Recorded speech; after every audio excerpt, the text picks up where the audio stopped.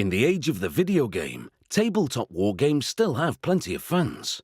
Adults and kids alike enjoy following the traditions of a hobby that dates back more than a century. In fact, science fiction novelist H.G. Wells published the first set of rules for these games in 1913. So it's game on and time to rally the troops. In this case, miniature soldiers made of metal or plastic and hand-painted by the players. No detail is overlooked in making these war figures true to the historical period of the game. Players move the figures around tabletop scenery, like chessmen on a chessboard. And this too is a game of strategy, and a way to engage in the tactical elements of warfare from the safety of your own living room.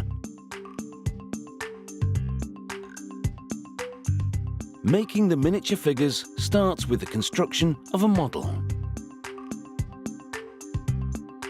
Making skillful use of his prosthesis, this model maker expertly bends tinned copper wire into a framework for the model. Each figure will need to stand 28 millimeters tall. Once the wire skeleton is the correct shape, the leg prongs are stuck into a cork. This enables the model maker to get a firm grip on the skeleton, as the figure is built up with epoxy putty. A base layer is sculpted using a dental tool. After the base layer has cured, more putty is added to the chest and calf areas. After more curing, the soldier's tunic is sculpted. The surface is pitted to simulate medieval chainmail armor. More details are now skillfully added as the miniature soldier takes shape.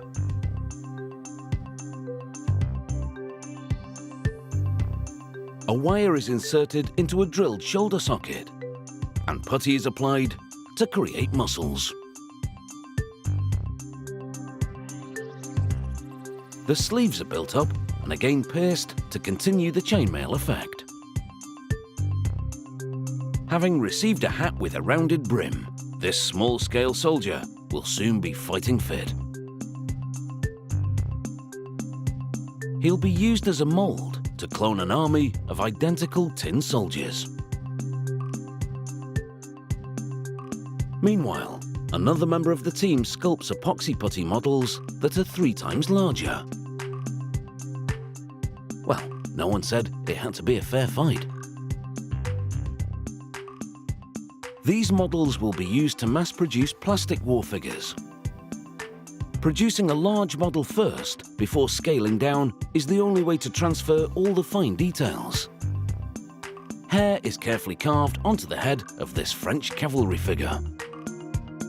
Care must be taken not to leave any protruding parts that could snag on the molds made from them, which would spoil the finish of the final plastic versions. With curing time required for each layer, it takes a week to bring this French cavalry model to life. The smaller scale models are now ready to be converted into molds. The models are first arranged on a silicon rubber disc, before each one is pressed into the rubber to leave a small indentation. The models are now removed so that holes can be cut where the figures have left the indentations. The silicon cutouts are removed and a narrow channel is carved to connect the 2 slots.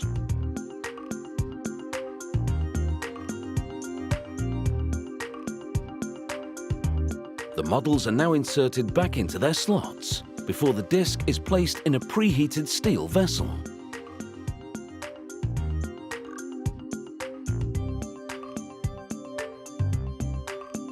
A lid is added before the vessel is transferred to a vulcanizing press.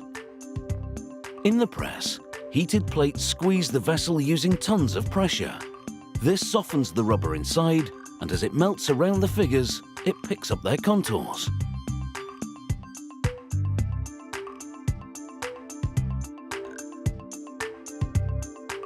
The disc has been transformed into a mold, and now this new model army will soon be ready to spring into action.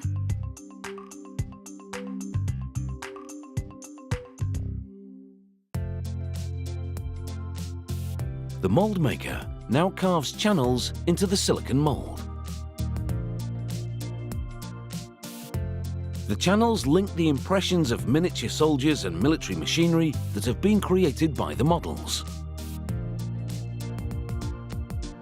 The channels will allow molten metal to flow into the impressions in order to cast copies. In the storeroom, there are thousands of silicon molds, each depicting different characters and props. Miniature armies can now quickly be made to order. When a particular regiment has been summoned, the mold is placed in a casting machine.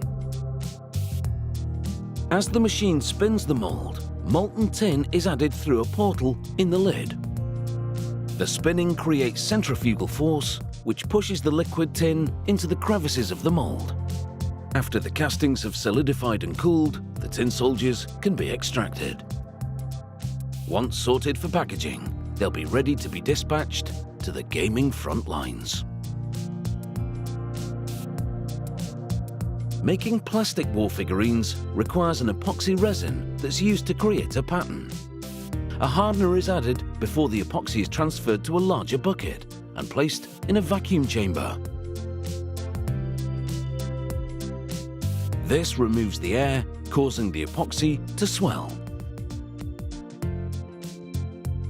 Once the epoxy mixture has deflated, it can be brushed onto the sculpted military models arranged in a steel box. Once the fine details have been covered, more epoxy is added.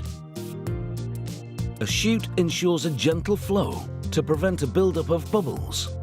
The process is repeated on the other side of the models to create a two-part pattern.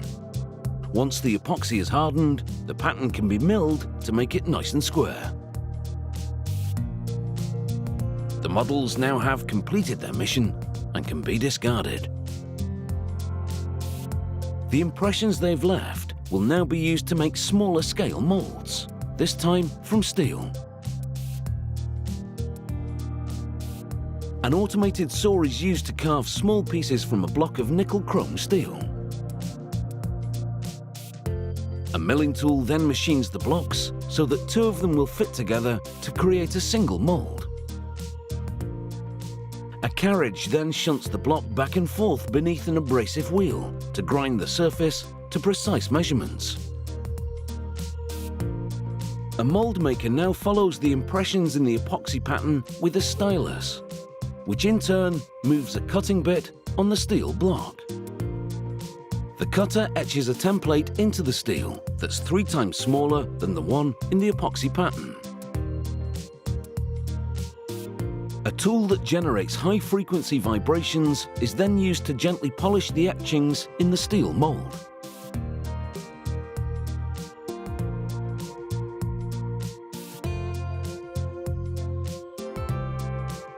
Channels are drilled in the steel to allow plastic to flow into the impressions, before water cooling pipes are inserted. The mold is now ready to produce a whole army of plastic war figures. Melted plastic is injected under pressure into the mold. When the plastic is hardened, the machine ejects the figures, which are still connected by runners. This production line includes miniature rifles and everything a toy soldier could ever need, should they find themselves missing in action down the back of your sofa. The plastic soldiers, horses and guns are now boxed, along with instructions for painting to make them both lifelike and true to the historical period they represent. All that remains is for your miniature army to become truly battle-hardened by taking that next tabletop by storm. And the great thing about this type of combat is that the only casualty might be your pride, especially if your kids beat you. But you can always start again and have another go, because when it comes to the world of miniature wargaming, that, folks, is how it's waged.